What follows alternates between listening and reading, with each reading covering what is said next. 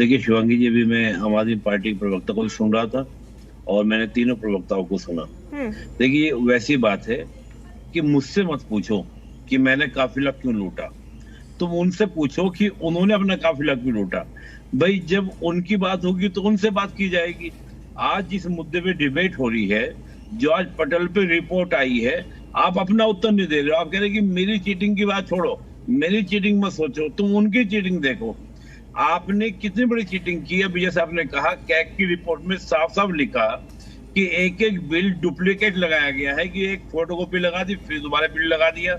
ये इतनी बड़ी अनियमितता है कि आप कैग को मूर्ख मान रहे हैं। और देखिए कैग तो संवैधानिक व्यवस्था है, संवैधानिक संस्था है। संविधान के आर्टिकल 148 में एक इंडिपेंडेंट बॉडी दी गई है।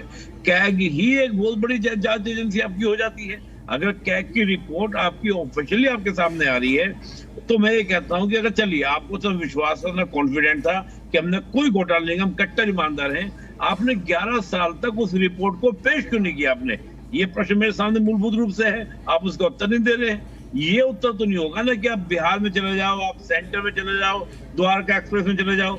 आपने उस बात को लेकर, भाई आप विपक्ष में हैं, आप सेंटर की बात कर रहे हैं, आप बिहार में आंदोलन कीजिए, आप सेंटर में आंदोलन कीजिए। वहां तो आपके आंदोलन नहीं है, आपके आंदोलन कुछ और वजह को लेकर हो रहे हैं, और बातों को लेकर हो रहे हैं। आप ये नहीं बता रहे कि जनता की गाड़ी कमाई पर जो टैक्स लिया गया था, उस टैक्स को आपने कहां पे खर्च किया, आप बता नहीं पा रहे हैं। आपके पास योजनाएं नहीं थी। और देखिए शिवांगी, जो आपने कहा बिल्कुल सही बात आपने कहा, यह दिखाता है कि ना तो नीति थी, ना योजना थी, और ना ही किसी तरह की कोई प्लानिंग थी। प्लानिंग क्यों नहीं कि आपको ये नहीं पता कि पैसा खर्च कहां पर करें। यानी कि बैड गवर्नेंस का इससे बुरा कोई एग्जाम्पल हो ही नहीं सकता कि कोई सरकार ये नहीं तय कर पा रही हो कि हम फंड्स कहां पर खर्च करें। और इतनी अनियमित, आप में फिर वही बात आ रही है, भारतीय राजनीति की बड़ी विडंबना हो गई है शिवांगी जी। हम विपक्ष में आ गए तो हम कहेंगे कि विपक्ष के प्रश्न पूछा जा रहा है रूलिंग पार्टी से।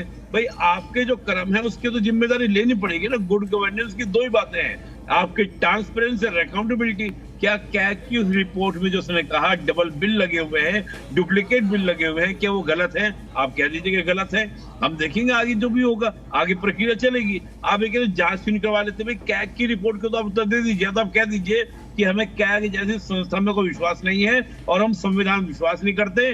आर्टिकल 148 में जो इंडिपेंडेंट बॉडी बाबा साहब ने बनाई थी, हम उसे विश्वास नहीं करते। ये वही पार्टी है जो अपने बैक में बाबा साहब की तस्वीर लगाती है। आज उन्हीं के द्वारा बनाए गए संवैधानिक संस्था को स्वीकार करने को तैयार नहीं, उसकी रिपोर्ट स्वीकार करने को तैयार नहीं है।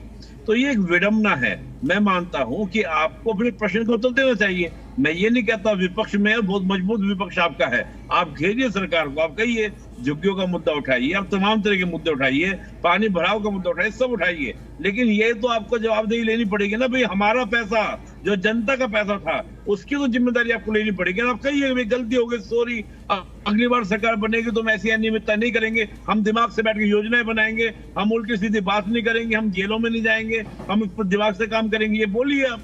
दिल्ली ने को क्या क्या झेलना पड़ रहा है, एक टैक्स पेयर से आप जाके पूछे शिवांगी जी, वो समय कितना परेशान हो रहा होगा कि मैं ऐसी सरकार को 11 साल तक चुनकर बैठा था जो 2-2 बिल लगा रही थी, कहीं के 3-3 बिल लगा रही थी, खत्म हो गई। तो मैं समझता हूं कि इस बात को लेकर कहीं ना कहीं जनता में इमोशन, और उसका उत्तर इस तरह से दिया जाता है कि बिहार में हो रहा है, बिहार में बिहार की बात कीजिए ना भाई। मैं दिल्ली की जनता दिल्ली की बात करना चाह रही है ना पहले आपसे, आप दिल्ली के बाद बिहार लेके जा रहे हैं आपको। ठीक है, लौट रही हूँ।